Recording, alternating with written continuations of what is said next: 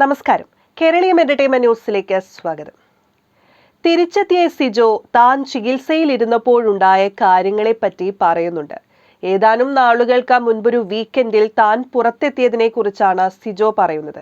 ലാലേട്ടന്റെ എപ്പിസോഡിൽ വന്നപ്പോൾ എന്ത് പറയണമെന്നൊന്നും അറിയില്ലായിരുന്നു. മൈൻഡ് ബ്ലാങ്ക് ആയിട്ടാണ് ഉണ്ടായിരുന്നത്. ലാലേട്ടൻ കയ്യിലൊരു പിടുത്തം പിടിച്ചു. സോറി ആയിട്ടാണ് തോന്നിയത്.